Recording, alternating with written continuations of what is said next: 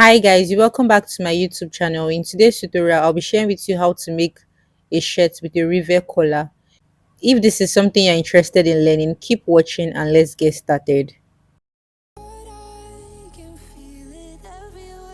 For this shirt, I made use of this Adire fabric, and the amount of the fabric I used is 2 yards and quarter. And I also made use of a bias tape which I used for the piping, and the amount of the bias tape I used is 5 yards. For the button, I made use of just 5 buttons. So the first step is to draft my pattern on a pattern paper, and I would start by drafting out just the back piece of the shirt first. So this is my pattern paper here, and the first step is to rule the starting line, which is also called the shoulder line. Now from the shoulder line, I placed my measuring tape to mark my nipple point, and I also marked my waistline, and the next line is the full length of my top. So the full length of my top is 27 inches. Now I'll go ahead to rule a straight line across this point.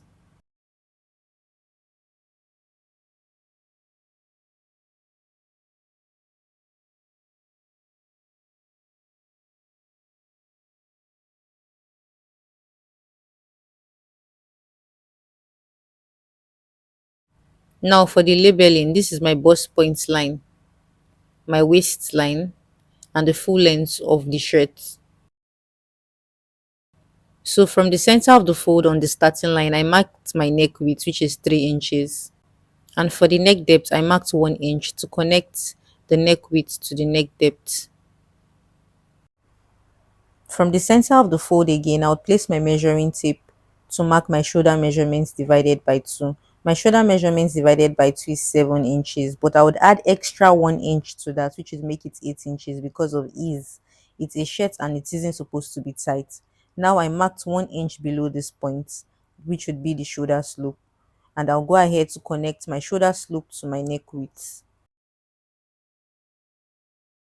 From the shoulder slope, I placed my measuring tape to mark my chest line, and then I went ahead to reel a straight line across this point. So this line is my chest line. Now I'll go ahead to connect the shoulder slope to meet the chest line. The next step is to place my measuring tape on my chest line to mark my bust circumference divided by 4 inches. But because it's a shirt, I would add extra 1 inch for ease.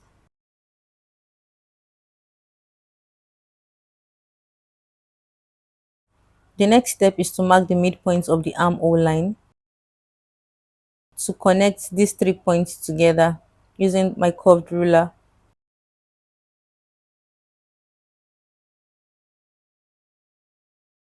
On the waistline, I placed my waist circumference divided by 4 inches, and I added extra 1 inch allowance for ease. Now I would connect the bust circumference to meet the waist circumference.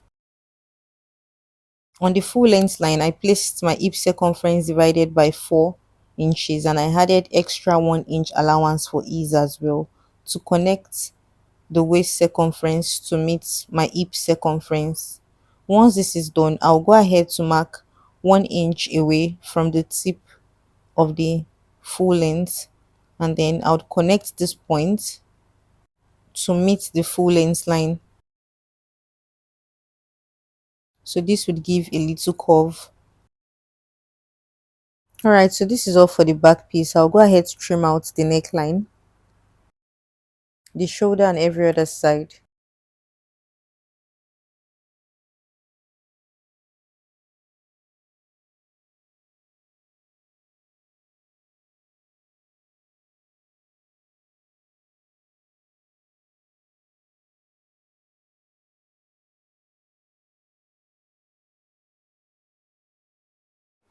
I am going to quickly label this as the back piece, and now that I've drafted the back piece, I'll be sharing with you guys how to draft the front piece.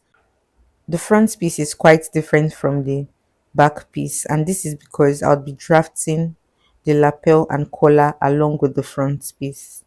From the center of the fold here, I marked a distance of 3 inches, and instead of me to start marking from the top of the pattern paper, I went down to mark 6 inches. So what I'm going to do now is to draw a straight line from this point towards the side. And from this point, I'll draw a straight line all the way down to the end.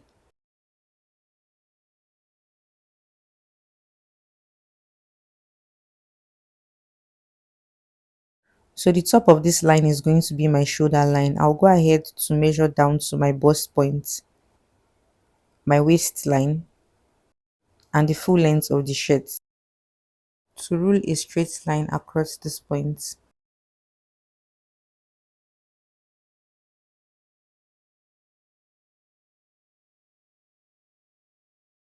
So I'm going to label this as the bust point line, the waistline, and the full length of the shirt. Now for the neckline, I'm going to place my measuring tape on the shoulder line to mark 3 inches for the neck width. And from the shoulder line, I would also mark 3 inches for the neck depth. To connect the neck width to the neck depth.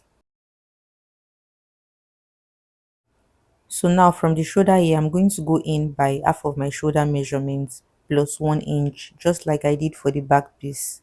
Now for the shoulder slope, I would mark 1 inch below the shoulder point to connect the shoulder slope to the neck width. Now I'll go ahead to mark my armhole depth just like I did for the back piece, and then I would connect the shoulder slope to the armhole depth, and to also extend this point towards the side, which is labeled as the chest line. On the bust line, I marked my bust circumference divided by 4 inches, and I added extra 1 inch for ease, just like I did for the front piece. Now I marked the center of the armhole line to connect these 3 points together using my curve. On the waistline, I marked my waist circumference divided by 4 plus 1 inch allowance for ease. Now I connected the bust circumference to the waist circumference. On the full length line, I placed my hip circumference divided by 4 inches plus 1 inch allowance for ease to connect the waist circumference to meet the hip circumference. Now I'm also going to mark 1 inch above this line to connect this point to the full length line, just like I did for the front piece. So now the major difference between the front and the back is the collar that we are going to be having in the front of this shirt. So I'm going to be drafting the collar along with the pattern. So the first thing I'm going to go ahead to do is that from this center line here in front, I'll come out by 1 inch on all points. For my button flap, so remember that this shirt is going to be having a button in front. So you need a space for that. So I'm going to rule a straight line across this point.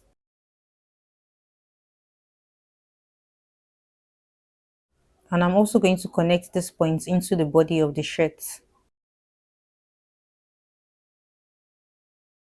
So the next thing I'm going to do is to extend the chest line to meet the button flap here. I'm going to use my pen to do that, although it's not visible, but take note of my fingers.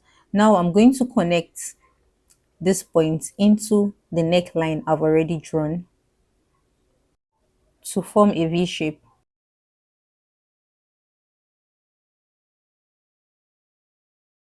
On the back pattern, the neckline of my back piece is 3 inches. So I placed my measuring tape on top of the shoulder, that's above the shoulder, to mark 3 inches. And I also slanted my measuring tape. So make sure you slant yours as well. So this is 3 inches. Now on this point, I marked 3 inches. I would go in by 1/4 inch so that my collar will sit perfectly. Then I connected this new point to the neck width. So this initial line is not needed anymore. Now from this new neckline here, I'm going to come out by how long I want the collar to be. So this is totally dependent on you. But most times 3.5 inches is perfect. So I'm going to create a point here which is 3.5 inches, and then I would connect it to the neckline. Here you'd notice that the line is not standing straight, it's kind of slanted up a little bit. So once you've drawn that out, from this neckline here, you're going to come out by 1 inch. So I'm just going to use my pen to extend the line to 1 inch. Now from this 1 inch extension, I would place my measuring tape below that point to mark 1 inch. Now from the center of this point here, I'm going to connect it to the 1 inch I marked below the point and then extend it to the v-neck line using my curved ruler.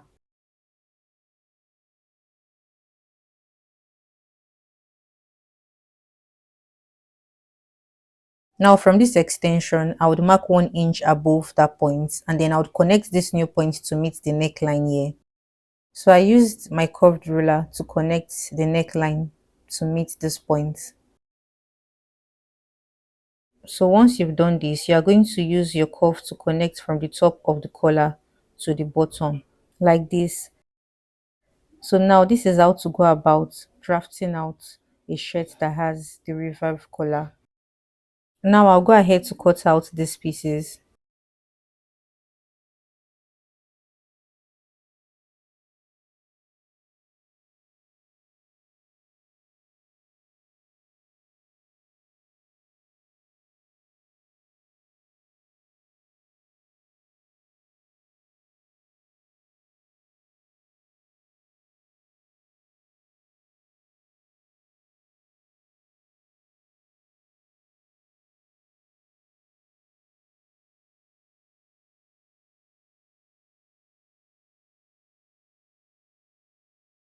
Now I'm going to carefully cut out the collar.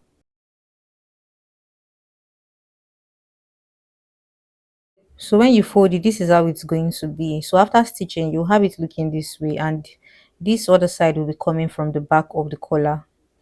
Now I'm going to go ahead to label this as my front piece and I would label this as the collar. The next step is to place the patterns on my fabric. To the shoulder, I added half an inch. To the neckline, I added half an inch. To the center front, I added half an inch. To the armhole, I added half an inch. To the side, I added 2 inches. And to the bottom, I added 1.5 inches. For the back piece, the center was in a fold. I added half inch to the neckline, half inch to the shoulder, half inch to the armhole area, and on the side I added 2 inches. For the bottom, I also added 1.5 inches, just like I did for the front piece. For the collar, I folded the fabric into two, so the center of the collar is on fold. The curved side of the collar is the sides, the straight side is the center. And I added half an inch stitching allowance to the sides. And when you open it up, it becomes like this and you'll be cutting out two pieces. Alright guys, so I'll be sharing with you how to sew the pieces together. So let's start with the front piece. The first thing is to mark the facing for the collar and the button. So from the center of the front piece, I marked 4 inches. And when I got to this side, I also marked 4 inches. Now, from the neckline here, I would mark 2 inches to connect all points together.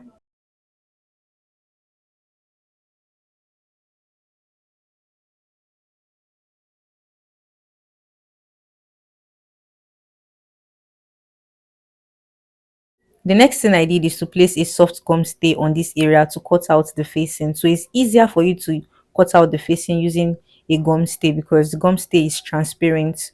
So you can easily see the lines below the gum stay. After this is done, I placed the gum stay on my actual fabric to cut out the facing. I also took the facing to the ironing board to gum the gum stay on the wrong side of the fabric. Now that the facing is ready, I'll show you how to attach the piping to the facing. So I'm using a bias tape for the piping. Since the bias tape is usually folded this way, I would have to spread it out and then fold it into two equally. I would use my iron to iron the bias tape properly so that the bias tape is folded into two this way. So I'll just keep folding the bias tape into two until it's long enough for me to use it for the piping. So I'm done folding the bias tape into two. The next step is on how to attach the bias to the facing. So on this side of the bias tape that has the opening, I'm going to face it towards the center of this facing and then I'll go ahead to mark 3 inches from the shoulder here. Now I would place my bias tape 2 inches above this point I marked. and half an inch away from the edges of this center front. Make sure you pin this bias tape half an inch away from the edges of the center front. Is very important, because if you do the mistake of pinning the bias tape directly on the edges of the center front after stitching the facing to the body of the front piece, you'd realize that the bias tape wouldn't be placed properly, or it might end up losing on its own because the stitching allowance would be very tiny.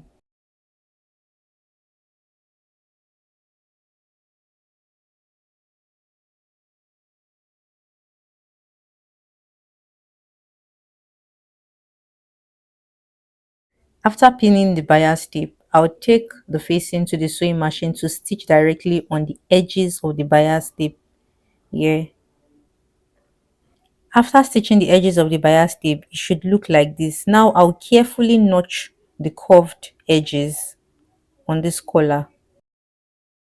Now I took the facing to my overlocking machine to weave these edges. So I'll overlock these edges and I'll repeat the same sewing process for the second facing. The next step is to place the right side of the facing on the right side of the shirt. At this stage, I'm going to zoom out for you to see the stitches properly. Now I'm going to take this side of the shirt to the sewing machine to stitch directly on these stitches that was made already. You have to stitch directly on that stitches, because if you don't, you would make a mistake. So after stitching, I turned the facing to the right side of the fabric. So this is how the piping should be. And also take note that this is just one side of my front piece. I'll repeat the same sewing process with the piping for the second side of the front piece. So the next step is on how to assemble the pocket. This is the lower pocket, while this is the pocket cuff. For the lower pocket, the width of the pocket is 7 inches and the length is also 7 inches as well. While for the pocket curve, the width of the pocket is 7 inches, as the same with the lower pocket, but the length of the pocket cuff is 4 inches. Now I'm going to pin the bias tape on the lower pocket, making sure that the bias tape is quarter of an inch away from the edges. And then I'll take this to the sewing machine to stitch the opening of the bias tape directly on the lower pocket.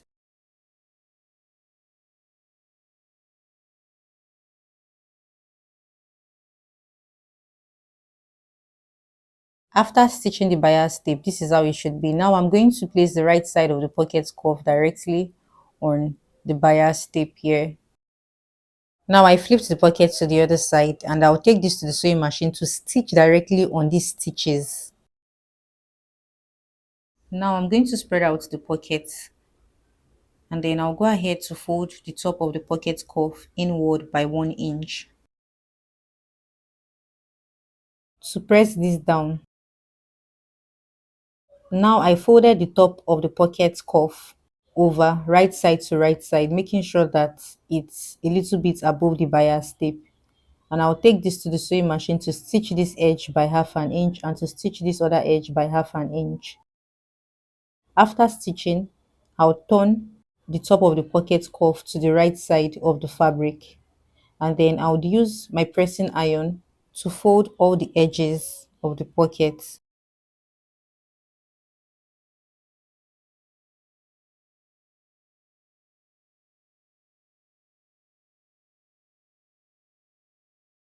Once the pocket is ready, the next step is to attach the pocket to the shirt. And I would like my pocket to be placed on the right side of the front piece of my shirt. So I place my measuring tape from my shoulder to mark my nipple point, which is 9.5 inches. From the center of the front piece, I marked 3 inches to connect both points together to form an angle. Now I'll go ahead to place the patch pocket directly on those points I chalked, and then I would pin the pocket to the front piece. After pinning, I took the body of the shirt to my sewing machine to stitch the patch pocket following the direction of my finger. After stitching the pocket, you'd have it looking this way. The next step is to place the right side of the front piece directly on the right side of the back piece to stitch the shoulders by ½ inch. I would also place the second side of the front piece to stitch the shoulders together by half inch. After I was done stitching the shoulders, I went ahead to stitch the sides of the shirt by 1 inch. After stitching the sides, the next thing I did is to notch the seam on the waistline by half inch.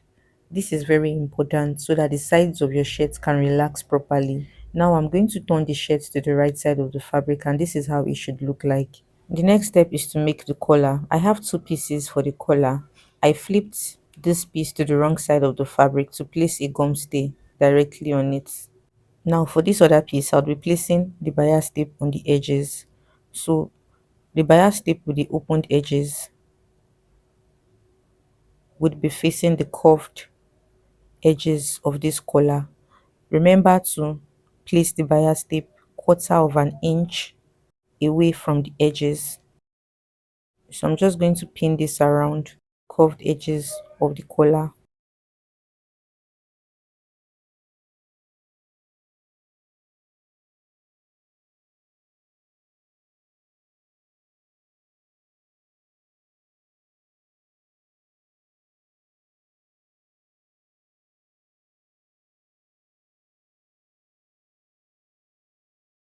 After pinning the bias tape, I stitched on the edges of the bias tape. After stitching the edges of the bias tape, I went ahead to notch the edges of the collar so that the collar can be properly relaxed.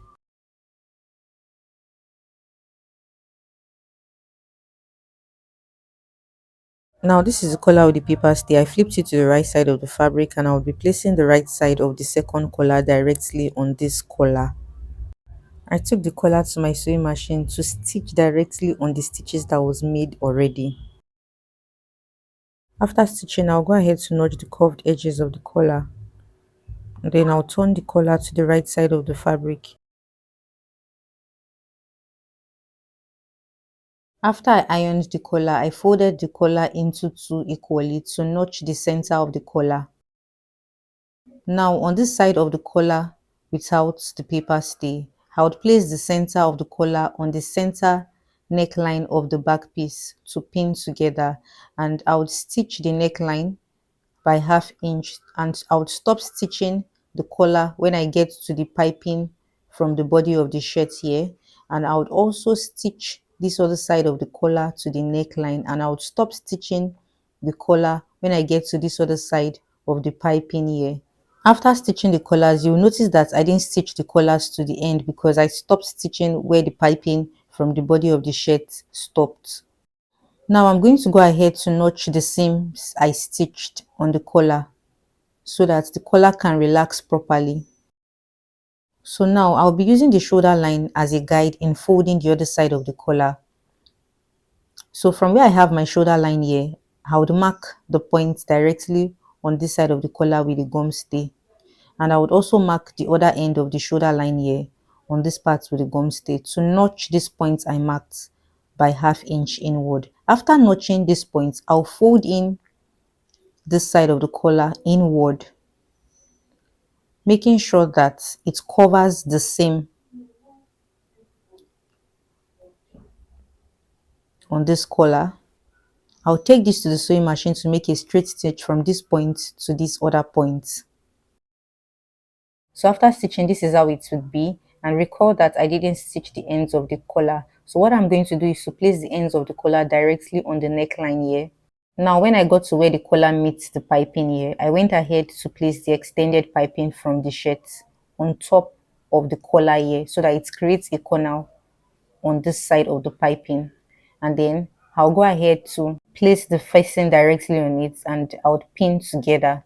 After pinning, I took the shirt to the sewing machine to continue stitching the edges of the facing to the neckline, and I repeated the same sewing process on this other side of the neckline as well. To avoid making mistakes, kindly pay attention to the instructions and watch exactly how the collar is being sewn. So I'll repeat the same sewing process on this other side as well.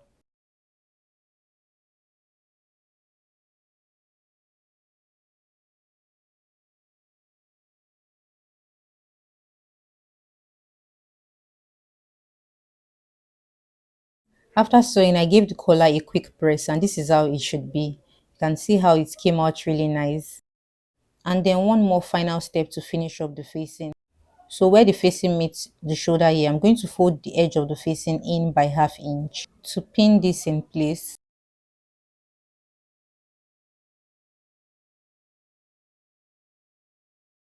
I would also fold the top of the facing inward by ½ inch directly on the shoulder line to pin the facing. So I'm just going to top stitch this on the right side of the shirt over the shoulder seam line, and this would make sure that everything stays nicely together. So I would also stop stitch here as well, so you don't have to worry about the facing popping out. So after stitching, you realize that the collar has also covered the stitches. The next step is on how to make the sleeve. I have a tutorial already on my channel on how to draft a basic short and long sleeve, so I'll be dropping the link in the description box. For this sleeve, you'll be needing a band. The length of the band is 2 inches, while the width of the band is the same as the width of the sleeve on the hem. The next step is to attach the bias tape to the band. I folded the bias tape into two, and I placed the bias tape at this edge, quarter of an inch away, to stitch the opened edges of the bias tape. After stitching the bias tape, I flipped the short sleeve to the wrong side of the fabric, and then I placed the right side of the band directly on the hem of this short sleeve this way. Now I'm going to stitch the edges together by ½ inch, following the direction of my finger. After stitching the hem together, I would flip the band to the right side of the sleeve, making sure I left about ½ an inch from the band at the bottom here. I'm going to iron this properly and then flip the sleeve to the right side of the fabric. After this is done, I folded the seam of the bias tape inward, and then I would iron this properly so that the seams will be hidden. The next step is to stop stitch the edges. So I'm not stitching on the bias tape, I am stitching on my actual fabric. So if I should stop stitch these edges this way, it means that I am actually stitching to hold down the seam that was folded inward. So I repeated the same sewing process for the second sleeve as well. And the next step is to attach the armhole of the sleeve to the armhole of the shirt by ½ inch. After attaching the sleeves, the next step is to secure the hem of the shirt. So to secure the hem of the shirt properly, I flipped the facing this way, and I would go ahead to take this to stitch by 1 inch, and then I would flip the facing on this other side as well to stitch the facing on the hem by 1 inch to this point. After stitching, I notched the edges and I turned the hem to the right side of the shirt. So with this method, you notice that the edges of the shirt would be very neat by the hem. All right, so what we are going to do next is we would be folding the hem of the shirt inward by ½ an inch and further folding it by ½ an inch. So I'll just do this using my iron. So using my pressing iron, I'll keep folding the hem of the shirt until I get to the other end.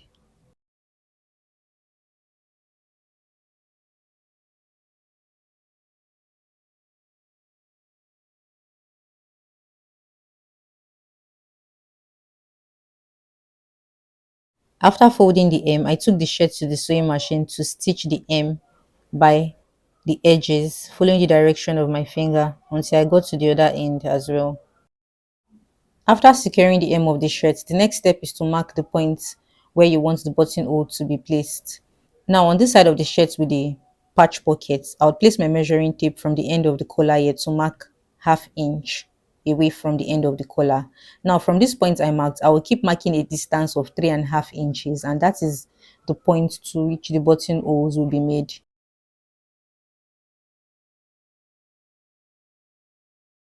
And when I got here, I stopped marking, and this is because I want to leave a distance away from the hem so that when the shirt is worn, it won't be tight around the hip region. Now I'll go ahead to mark all the points I want the button to be using the buttonhole as a guide. And the final step is to attach the buttons and also make the buttonholes. Alright guys, we've come to the end of this tutorial and I hope it was helpful. If this is your first time coming across my channel, my name is Nancy. Please subscribe, share and like my tutorials. And also put on your notification bell to be notified when I upload new tutorials. Thanks for watching and see you in my next tutorial.